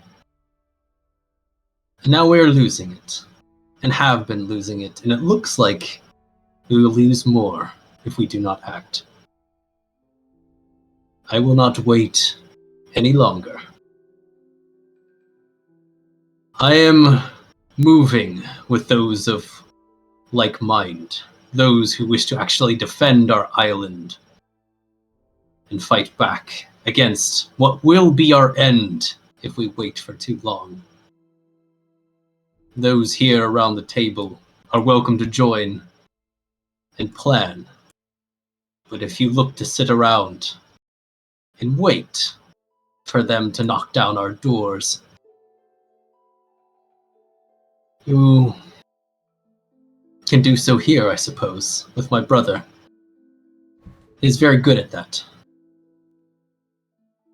And Jaren's gonna wait for one last second and then turn to leave. You hear a voice speak up just as you go to do that, and it's Argan's voice. He says, "From where will you launch these raids, these strikes?" And it doesn't sound like it's... yeah, you have a higher trusting than suspicious. It doesn't sound like it's... It sounds inquisitive, not... yeah, it sounds like he's not demeaning you when he says that. He's asking a legitimate inquiry. And just for my knowledge, if I were to make a roll to like to see which way you to see how much, well, no, just for Jaren's insight, like into this kind of fighting, and raids and stuff. Because I like me myself. Do you have to? How much supplies do you really need if you're like raiding, and that's how you're getting your supplies? Well, typically, test battle. You have a high battle, don't you? Pretty high, anyways. Yeah. So, I mean, yeah, you can resupply as you go, but the theory is that, you know, raiding does not... You need to return to a site of peace and healing. Like, you need a home base to to launch out of, or at least a series of home bases, like to launch your raids out of, right? Otherwise, you would have no place to recover and lick your wounds, right? It would just be you would quickly get overrun eventually because you have to stay mobile, and then you probably have to retreat to safe places temporarily, just to only come back greater. If you're looking at continuing the kind of like onslaught that I'm thinking that you're talking about as Jaren, that's what it would look like. Okay. Well, Jaren will speak up and say, I have moved throughout these lands for many years. I know of spots. But I also would also appreciate help from those with actual keeps. Are there those here that would offer it? I have places in Heartland as well.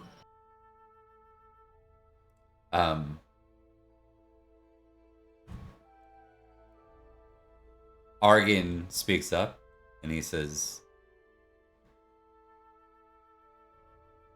I have one, keep not far from London. While it brings you further south, it's still on the border of East Saxon.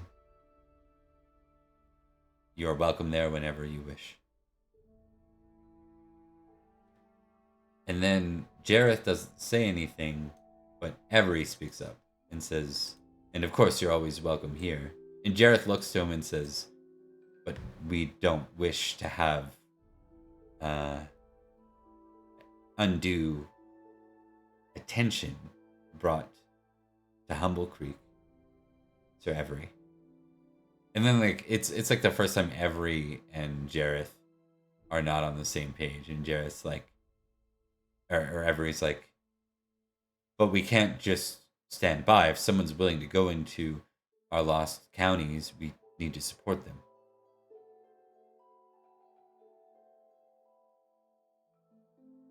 And Jaren capitalizes on that and nods in agreement. I agree, Sir Every. I think we have lost too many lives, too many lands, too many people to the Saxons. It is time that they leave. One way or another, they must go. This process needs to start sometime, and I aim to start it now.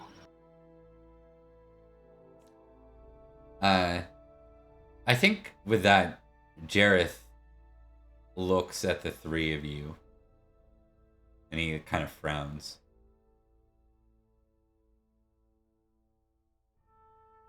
Brother, then you will not be dwelling in Salisbury any longer.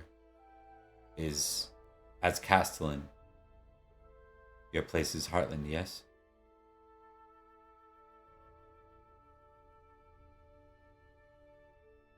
It is, as orders are, and there's like a tint of sarcasm there, as Jaren doesn't hold much stock in orders from lords these days.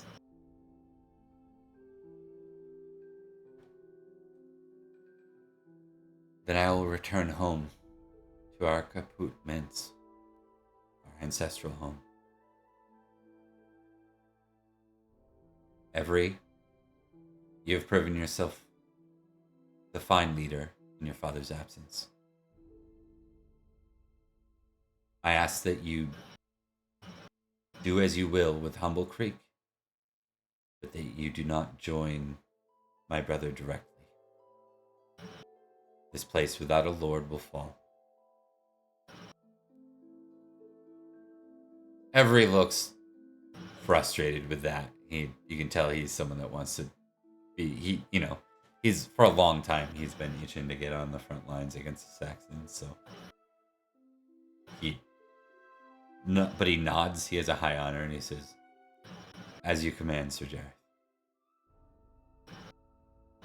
Jaren, this is probably a mischievous grin that's usually on Jareth's face, but it is now on Jaren's face, as his idea of lords sitting, or lords of anywhere, they should be on the front lines, and he has a mind to include Every, but he'll wait for his brother to leave to bring that up.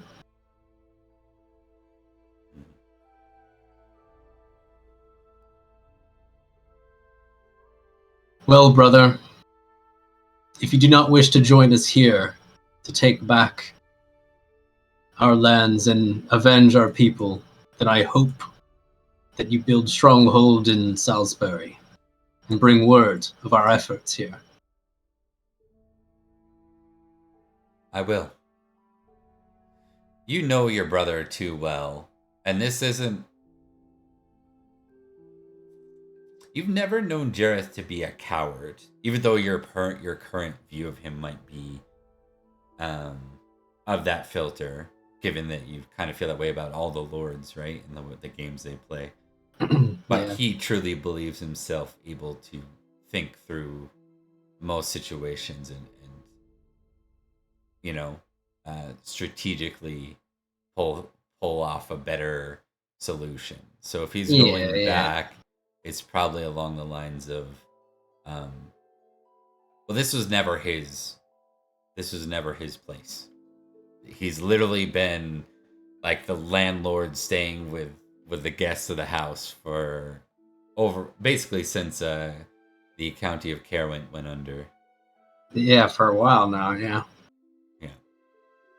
Okay. With that, do you have anything else you wanted to say or do in this scene?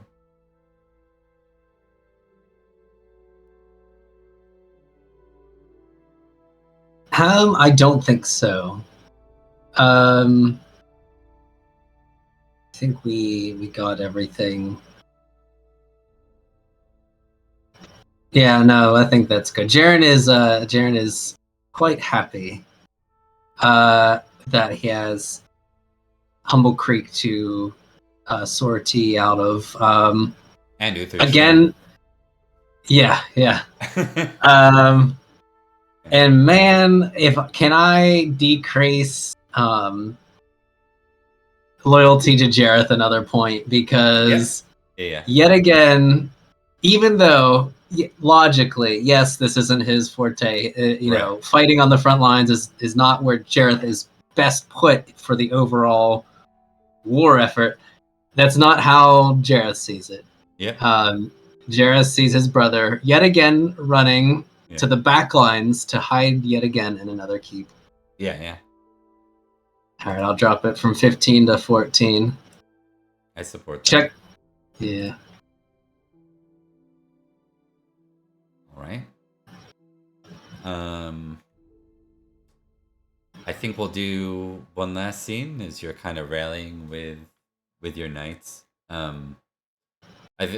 If I remember correctly, there were a couple you would have inquired about. It seems that Sir Loof is back in Salisbury right now. You end up with who was... I had someone else in mind.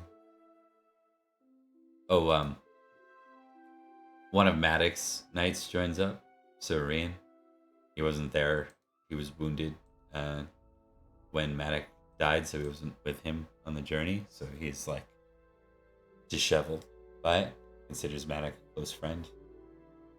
Okay, yeah. And I think we'll do a last scene in the forest in Heartland. Or in Huntland, rather. And I want you to make a hunting roll -5 as you navigate what would otherwise be a familiar path. Okay. Oh, got it. It's as if the forest here started about 3 miles before you recall it having started. It's like Oh, there used to wow. be an open field here, wasn't there? And the path itself, the road itself, almost turns into like a minimal pathway as you're navigating through. But you remember the general sights that you would see inside the forest, and you find the one you're looking for. He's just finished. You watch as a tree topples over. He's just finished cutting down a tree, and then as you ride in, he turns to look at you, wipes his brow. The older man. And do I have anybody else with me, or is it just me? Who would you have liked to take with you? Um, Or who would you have invited, maybe? Actually, no, probably just himself. Okay. If he's going to recruit him. In this case, it's a special case. Okay. So, riding up,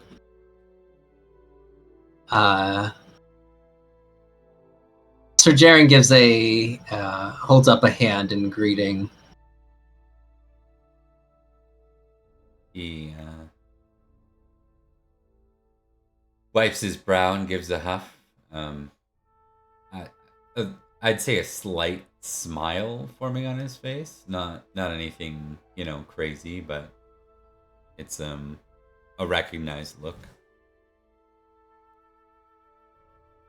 Jaren, you come back.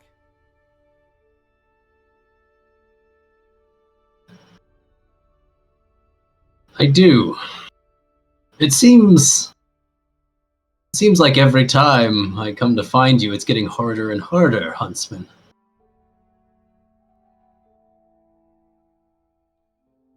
Yes. If rumors are true, it seems that the forests further west are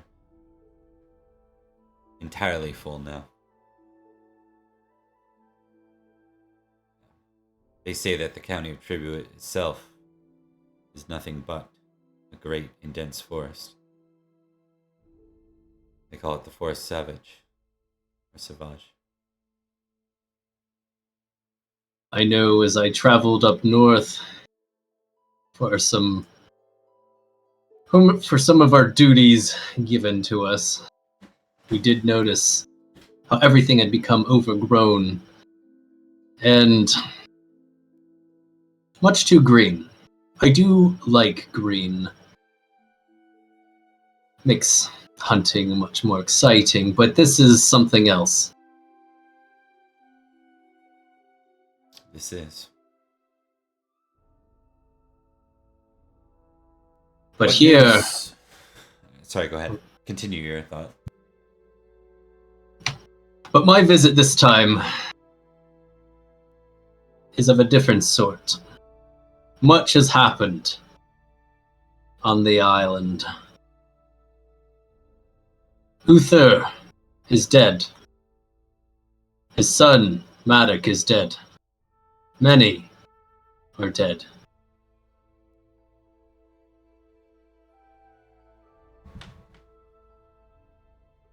How? Saxons. Poison. A feast. Our lords were complacent once again, let their guards down after a victory on the field of battle, and so they died.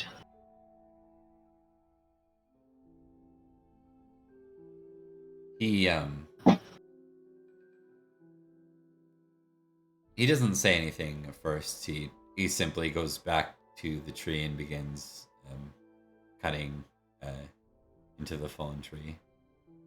Um, just slow, methodical strokes. He's not enraged in by any look of his responses. He looks up again.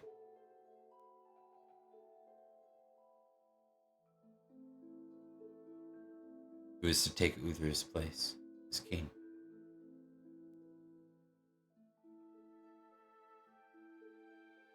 I don't know.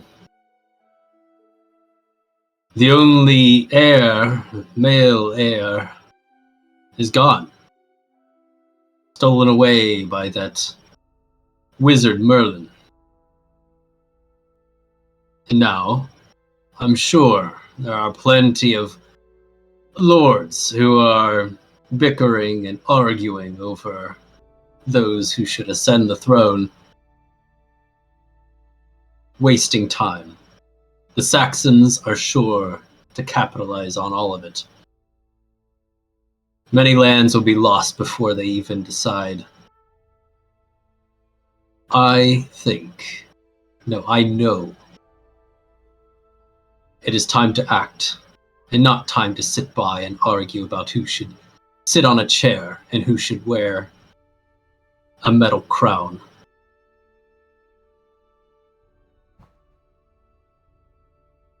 He listens to you, and then he kind of goes back and continues to cut. And then after a couple of moments, he looks back, stops, and puts the axe down, sits on making a stump, a seat almost out of one of the stumps. Or on the stump, rather.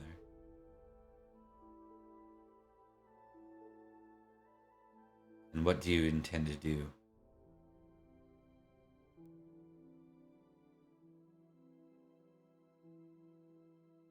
I intend to find those here in Britain who are tired of the threat, the destruction, the corruption, and the blight that is the Saxon. I aim to gather them and take the fight to the Saxons, not sitting about in the fields, charging them like we have in the past. There is no honor when it comes to a Saxon. They ambush and poison, steal and murder in the night. So, for us that are left, we must fight them however we can. We know these woods. You know these woods. We know where they are, and we know how to kill. It is time to burn this rot. It is time to take back our land and avenge those that they have killed.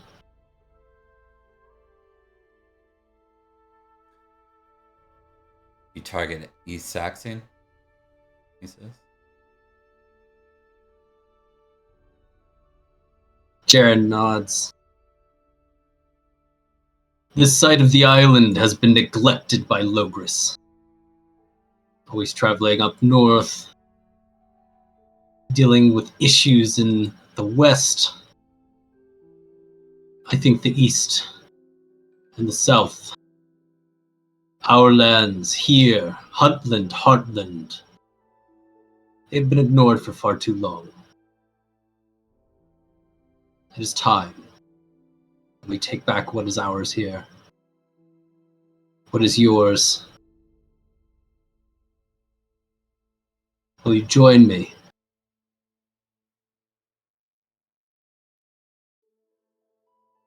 He looks out again. There's a long sigh.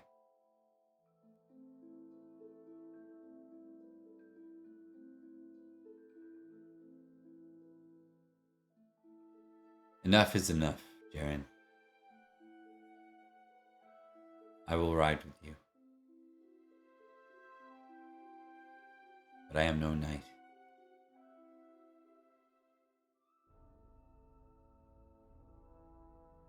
We are not knights, perhaps, any longer. We are guardians of Britain, and you can be whatever you need to be.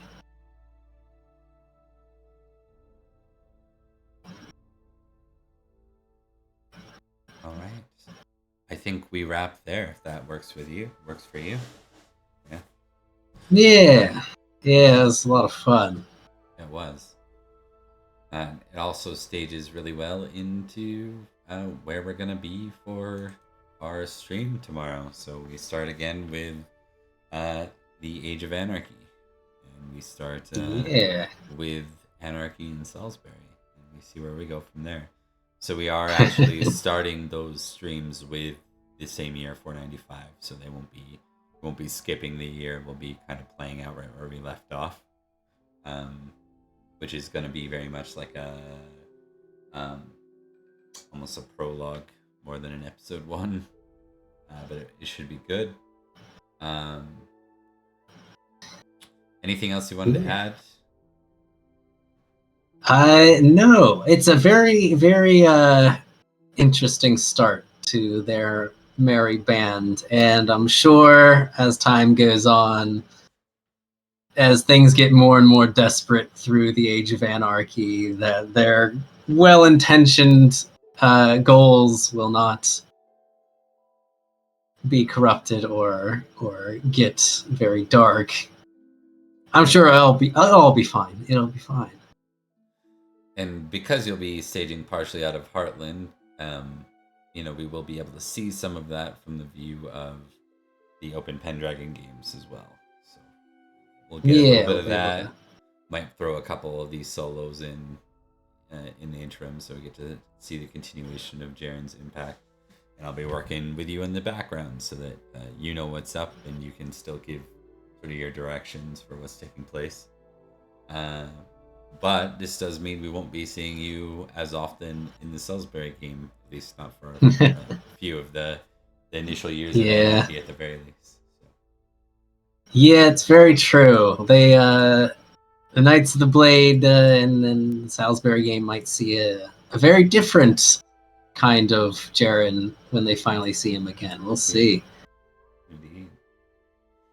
All right, good stuff. I'm just going to anything you want to shout out or anything, Zach? Nope. I am an internet person and I play games on the internet sometimes, but by myself. So.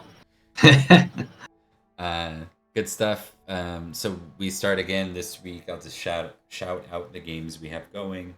We have our Salisbury Anarchy game starting tomorrow night, so Sunday, August 20th, and that will be at 7:30 Pacific, 10:30 Eastern. We have our Summerland Enchantment game on Tuesday, 7:30 Pacific, 10:30 Eastern, where we resolve a very deadly duel between Eronwi and the Goblin Knight. Duel to the death. So we'll see how that goes. Oh yeah. And then lastly, we'll be up north resolving Session 0, followed by the war with Estragales, taking place from the perspective of those in the Scavelin. Those will be the 3 games that will be continuing from here. So Saxons are the real Yeah. Yeah. We might have to see. I'm sure eventually down the road, Jaren might pass through many lands in his attempts to hire on people or get people to join his cause. So we'll see where he fits in the weeks and months to come. Indeed. Yeah, because the world will be moving and changing around him, and we'll see if that changes the focus or if he doubles down on it, and that might be interesting. All right, let's go ahead and wrap it up. I'm just going to do a quick teaser for those 3 games. I'm just going to bring us over to the loading screen so people can see that, and then we'll exit out. Thanks for watching. Just want to do a quick shout out to someone here, Original Box Set. They stream. They're a good time. Actually, I think I can actually force a shout out. That didn't work.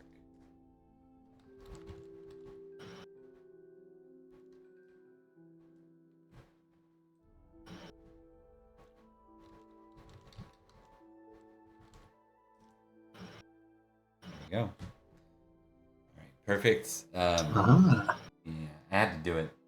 I've played games with them. They're awesome. Learned how to play Mothership, which is a fun game. But we'll catch you next time. Thanks for watching, and we'll see you this week. Take care. See ya. In the year of grace, 495, the lingering shadow of the infamous feast cast a pall over the land, as if a fresh and grievous wound yet bled. But men of arms doth tread as lords upon this land of Logris, echoed the saying, a phrase that spread like wildfire across the realm, kindling unrest and rebellion in its wake. And of all the domains ensnared by these tumultuous times, none felt the weight of this truth more acutely than the ancient city of Sarum. Earl Roderick, stalwart lord of these lands, had been taken by wounds too dire to mend. Left behind were naught but his tender heirs, yet children unseasoned by time and strife. Soon the hour approached when the knights of Salisbury, bound by duty and chivalry, must choose their liege. But the question hung heavy: to whom would their oaths and loyalties bend? From the annals of history emerged the refrain, one land, one king, uttered in the days of Uther Pendragon. A clarion called to raise the mortal chieftain to the throne of High King, much as his forebears had been. Yet the seeds of his own nature did sow the seeds of his undoing. But there existed depths to this phrase, veiled meanings whispered in the shadows. The fate of Britain and its ruler were intertwined, a curse of shared suffering. In this age of upheaval, no realm felt this cosmic shift more acutely than the magical kingdom of Summerland, a realm bound by old pacts to the late Uther. With his passing, what purpose held these alliances? Yet Summerland itself stood in peril, for the mist, that ethereal veil betwixt realms, had descended, melding fairy and mortal domains. A tempest of chaos brewed, threatening the reign of the Magician King, his wayward progeny, and those who tread the fringes of the Ancili court. Beyond the bounds of Logris, lands remained fractured, power struggles unfolding on western shores. The young king of Estragales, eager to ascend his father's throne, faced opposition from once loyal subjects turned ambitious rivals. But from the crucible of chaos emerged a glimmer of hope, a beacon hailing from the realm known as Escavalon. From its mist arose a king of bloodline and nature, a worthy claimant to the crown of High King.